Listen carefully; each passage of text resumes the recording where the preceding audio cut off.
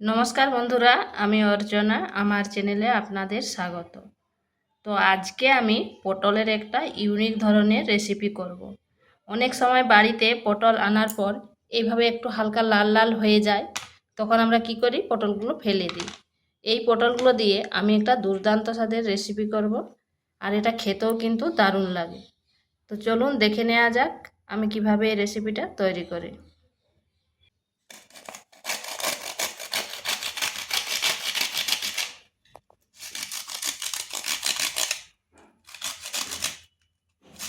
পটলের এই রান্নাটা একটা নতুন ধরনের রান্না, আর এটা সম্পূর্ণ কিন্তু নিরামিষ।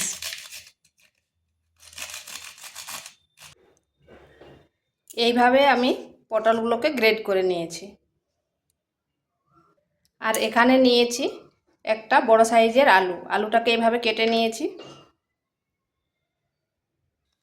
এখানে কড়াইতে তেল বসিয়েছি, এরপর আলুগুলো দিয়ে দিচ্ছি।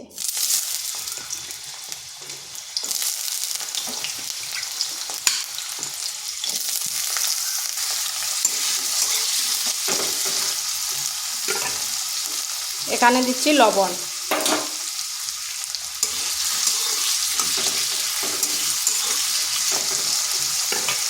এরপর মিডিয়াম আঁচে আলুটাকে ঢাকা দিয়ে করে ভেজে নিচ্ছি।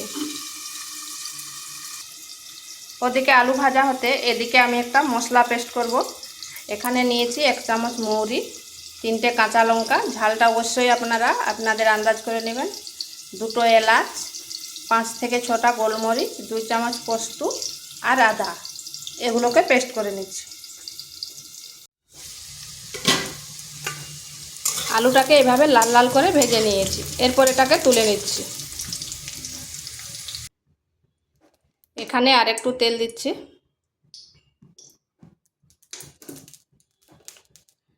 ফোড়নে দিচ্ছি একটা শুকনো লঙ্কা আর দিচ্ছি গোটা জিরে।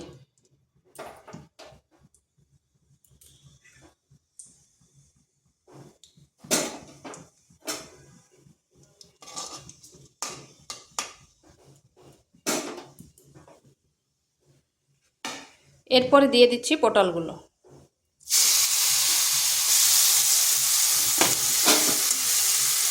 আঁচটা স্লো আঁচ করে পটলটাকে ভেজে নিচ্ছি।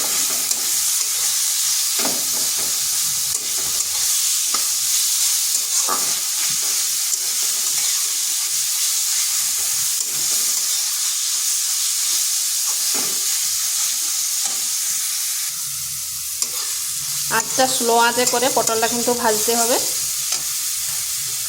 এরপর এখানে দিয়ে দিচ্ছি লবণ। লবণটা কমই দিলাম যেহেতু আলুতে দেওয়া আছে। আর এখানে আমি আলু ব্যবহার করছি, আপনারা চাইলে পনিরও ব্যবহার করতে পারেন, কিন্তু পনির ব্যবহার করলে পনিরটা ভাজা যাবে না। পটলের থেকে বেশ সুন্দর একটা গন্ধ ছেড়েছে। তো পটলটা আমার ভাজা হয়ে গেছে।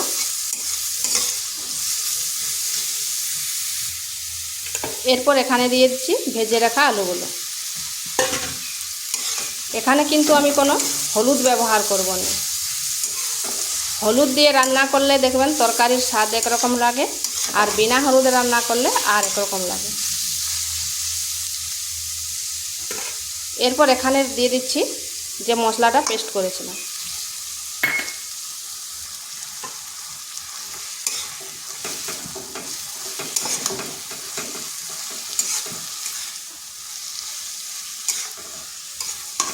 মশলাটা ভালোভাবে এই সবজির সাথে মিশিয়ে নিচ্ছি।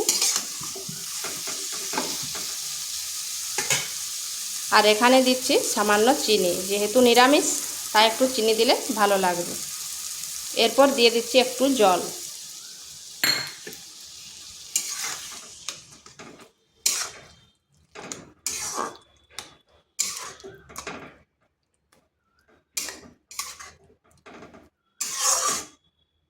এরপর ঢাকা দিয়ে 3 থেকে 4 মিনিট রেখে দিচ্ছি।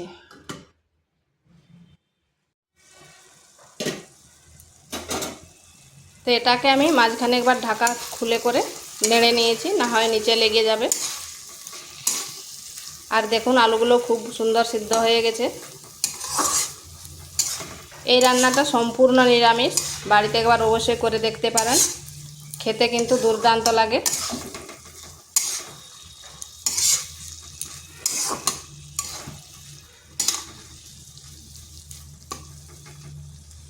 তো এটা আমার হয়ে গেছে, এরপর নামিয়ে নেব।